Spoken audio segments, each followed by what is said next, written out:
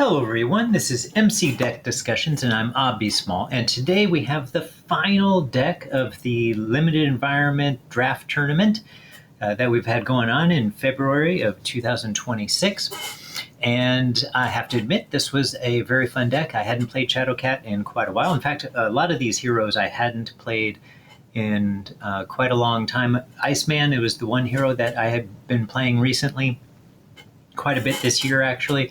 But all the rest of the heroes I hadn't played in quite a while. So none of them I had played this year, and Shadowcat the same, and I really enjoyed coming back to her again. So went up against Ebony Maw, and the main thing about Ebony Maw, and I will be talking about the results of my 3 games that I played against Ebony Maw. So if you don't want a spoiler about that, then you might want to watch that game first. If you don't care, then you can just keep watching. Okay. All right, so when I played against Ebony Maw in game 1, the deck that I used there and hero that I used there confused the villain a lot and was able to stun him quite a bit too. And the goal was to make it so that not too many of the spells ended up triggering.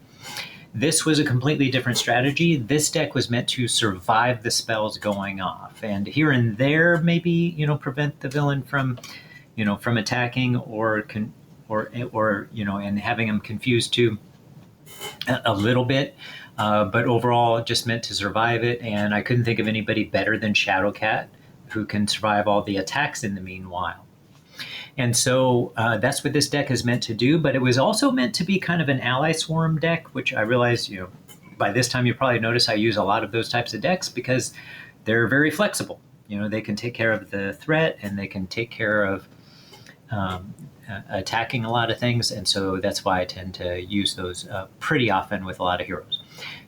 And so this was the same, and overall it was almost all X-Men for the allies so that I could utilize Utopia, trigger that to be able to ready Shadowcat multiple times, and she has her own attack cards. Let's see, the Phase Strike ones? No. The Quick Shift? No, that's not it either. Here it is, Shadowcat Surprise. That deal 3 damage to an enemy and then ready your hero. So those are pretty nice, and they're super powered.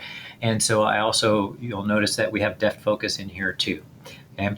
And then as far as allies are concerned, I just didn't generally want too many expensive allies. So ones that cost 2 or 3, other than Nick Fury, for his card draw. Okay? So we included Armor, who comes in with a toughness. And that way, if I needed some extra help with defending in an emergency, then I could handle that with Armor. And then Beak, helping to remove threat from main scheme, plus still only being 2 cost. Colossus, only being 3 cost, but could provide some good attack. I don't think I was able to get him into play, but he certainly would have been useful for that. And he has a tough status as well. And then Forge, to help us get the X-Jet and Utopia into hand, to be able to play them. And then Nick Fury, like I said, for the card draw, although you've probably noticed in multiple games by this point that I've also used him to finish off a villain, which he helped to do once again in this particular game. And I did play, again, I did 2 practice plays against Ebony Maw with this deck. And I did change it up some. I'll describe that when I get to the events, because that's where the changes pretty much occurred. And then, let's see, Nightcrawler. So the benefit of Nightcrawler is when an X-Men character would take any amount of damage from an enemy attack, you can spend an energy resource and return Nightcrawler to your hand and prevent all of that damage. So that could work out really well. I didn't end up did I use that ability at all? I don't think I used that ability in any of the 3 games, so it was available there. And the nice thing about that is I could still defend. This allowed me to, if I got into an emergency where I wasn't in the side where I could defend and take no damage, Nightcrawler could end up saving me. That was the strategy here. But also, one of the things I like about Nightcrawler is he has 2 thwart, and other than Professor X and White Queen, most of them, nobody else, none of the other allies have that. Okay? Polaris, with the ability to give an X-Men character a tough status. Typically that's meant to also go on Shadowcat. Professor X, to be able to confuse the villain. Could be possible that I'd use it to ready an X-Men too, but mostly to confuse the villain. And then White Queen to help when she enters play, she can discard a status card from a character. And Ebony Maw, when his spells go off, he has quite a few spells that can either stun or confuse your hero. And so White Queen can help to get rid of those. And then for the events, I put in Face the Past, which I passed up on playing it in this particular game, but in the previous game to this, it worked out well. So that is one of the cards I added to here because I wanted some more card draw. In the very first game I played, that very first game I played lasted forever. It took a really long time to play, and I just wanted things to get set up more speedily. And then Powerful Punch was also a substitute into here. So originally I had Perseverance, which when you change to a hero form, then you can put a tough status for just a cost of 1. And so that worked out really well in the first game, but that was again a part of, just delaying the victory longer because I couldn't deal as much damage as I would have liked. So substituting in Powerful Punch, which is both an attack and a defense so that I could still trigger Shadowcat's abilities. I figured it could still keep her safe, allowing her to flip into phased and solid mass forms, kind of at will, and then also add some extra damage at the same time. And then for the resources, had three of the usual 3 doubles.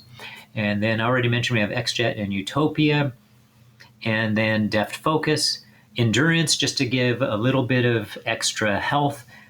That just tended to be helpful in most of the games. In the particular game that I showed in the video, it didn't end up being necessary. But in the previous 2 games, it definitely was nice to have that extra 3 hit points. And then Indomitable, I don't remember. I think I did trigger this once in the game, but in most of the games, I found this to be very helpful. After your hero defends, discard Indomitable, ready your hero. And again, that defense could be her just doing a basic defense, but it could also be, say, using Powerful Punch or her Quick Shift when she's defending. And then, if she were, for some reason, already exhausted, then Indomitable would allow you to ready her.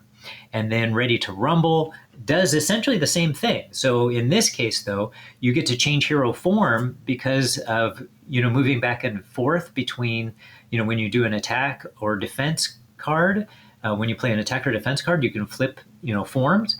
And so Ready to Rumble can trigger even more readily in order to get you to ready your hero.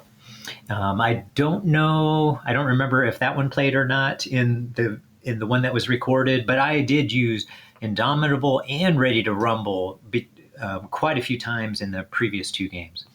And then Unflappable, you saw that used for drawing cards. You can pretty much, when you're in phased mass form, when you defend, you can guarantee that you're not going to take any damage. And so it's very easy to have Unflappable trigger, even if you don't have a card that's designed to prevent lots of damage. So that's just kind of a really nice inclusion in pretty much any protection deck with Shadowcat. She just makes that pretty easy to trigger. Okay. So I did feel like adding Nick Fury into the mix really helped with getting that card draw more and made it more likely that I could get Unflappable. In this case, I got really lucky and got Unflappable in very early and got Utopia in very early. In the previous games, that was not the case. They came in later, but Nick Fury did help to facilitate that. All right, so as usual, so I'll have this card in the deck description, the link to it. It's not publicly published, but you can still access it, and it has a lot of the other information about the tournament in here as well. Okay, hope you enjoyed this recording and all the rest too, and I'm looking forward to the next tournament that happens. This was one of the most fun things I've done in all of Marvel Champions, playing this tournament, and so I'm looking forward to future tournaments as well. All right, have a great one, everybody.